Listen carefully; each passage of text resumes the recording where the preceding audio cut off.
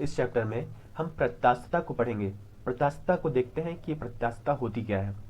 प्रत्यास्थता धातु का वह गुण होता है जिसके कारण धातु पर बाह्य बल लगाने पर उसके आकार में परिवर्तन हो जाए, परंतु जब बल को हटाया जाए तो वह अपनी प्रारंभिक अवस्था को पूर्णतः प्राप्त हो जाए। तो ये क्या क्या कहलाती है? प्रत्यास्थता कहलाती है। जैसे कि एक स्प्रिंग, जब हम स्प्रिंग पर कोई बल नहीं लगाते तो वह अपनी पूर्व अवस्था में रहता है, लेकिन जब हम उस पर एक बल लगाएं तो वह थोड़ा सा कंप्रेस हो जाता है। लेकिन जैसे ही हम उस पर से बल हटाते हैं तो वह अपनी अवस्था को पूर्णतः प्राप्त कर जाता है ना। तो पहले जितनी लेंथ का था, अब ये फिर से उस लेंथ का हो गया है ना। तो ये क्या है? प्रत्यास्थता गुण के कारण ये अपनी पूर्व अवस्था को प्राप्त किया है, ठीक है ना। तो ये ध्यान रखना है कि जब कोई वस्तु अपनी पूर्व अवस्था को पूर्णतः प्राप्त कर जाए, है ना, तभी प्रत्यास्थता गुण होता है। अगर पूर्व अवस्था को पूर्णतः प्राप्त ना करे तो वो प्लास्टिकता होती है। चलिए प्लास्टिकता भी देख लेते हैं अच्छे से। धातु का वह गुण जिसके कारण धातु पर बाह्य बल लगाने पर उसके आकार में परिवर्तन हो जाता है, परंतु बल हटाने पर वह अपनी प्रारंभिक अवस्था को केवल कुछ मात्रा में ये प्राप्त कर पाता है, लेकिन पूर्णतः वो अपनी पूर्व अवस्था को प्राप्त नहीं कर पाता है ना। जिसके कारण उसका आकार स्थायी रूप से परिवर्तित हो जाता है ना। ये उसका प्लास्टिकता गुण के कारण होता है, ठीक है।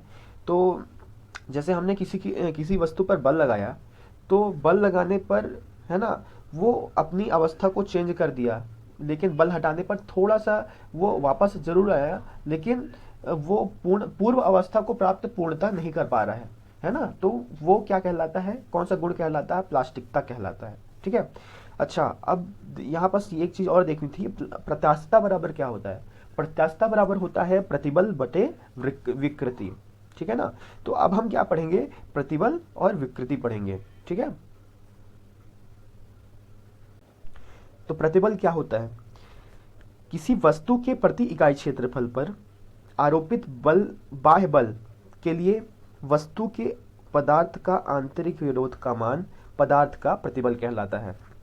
तो कोई वस्तु है ये, और उसके प्रति इकाई क्षेत्रफल पर जो हम आरोपित बल है ना, हमने यहाँ पर कोई बल यहाँ पर अप्लाई किया, है ना। तो वस्तु के पदार्थ का आंतरिक विरोध, तो हमारे बल लगाने पर जो वस्तु के अंदर जो आंतरिक विरोध उस बल का विरोध कर रहा है, मतलब हमारे बल का जो वस्तु के अंदर जो गुण क्या कर रहा है? विरोध कर रहा है, उसे हम क्या कहते हैं? प्रतिबल कहते हैं, ठीक है। और इस प्रतिबल का मान कितना होता है? फोर्स अपॉन एरिया, ठीक है। आरोपित बल अपॉन एरिया। इसका प्रतिबल की इकाई क्या होती है? किलोग्राम प्रति वर्ग सेंटीमीटर होती है। किलोग्राम प्रति वर्ग सेंटीमीटर होती है। चलिए आगे बढ़ते हैं। विकृति। विकृति, अब देखते हैं विकृति क्या होती है। किसी वस्तु पर बाह्य बल लगाने पर उसके आकार में हुए परिवर्तन को क्या कहते हैं? विकृति कहते हैं, है ना। तो विकृति कितने प्रकार से हो सकती है? 3 प्रकार से, है ना। पहला होता है अनुर्ध्वैध विकृति, दूसरा होता है आयतनिक विकृति, और तीसरा क्या होता है? अपरूपण विकृति। अनुर्ध्वैध विकृति क्या होती है? जो जिसमें लंबाई में परिवर्तन हो, वो अनुर्ध्वैध विकृति के अंतर्गत आएगा। आयतनिक में आयतन परिवर्तन से रिलेटेड जो विकृति है उसको आयतनिक विकृति कहते हैं। और आकृति के किसी बिंदु पर कोणीय परिवर्तन को हम अपरूपण विकृति कहते हैं।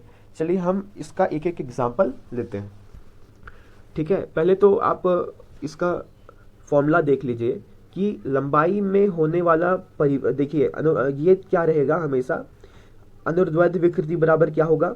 लंबाई में परिवर्तन। जैसे लंबाई से रिलेटेड है तो क्या हो जाएगा? लंबाई में परिवर्तन अपॉन में मूल लंबाई, ठीक है। अब ये जो आयतनिक विकृति है वो क्या हो जाएगा? आयतन में हुआ परिवर्तन बटे मूल आयतन, ठीक है ना।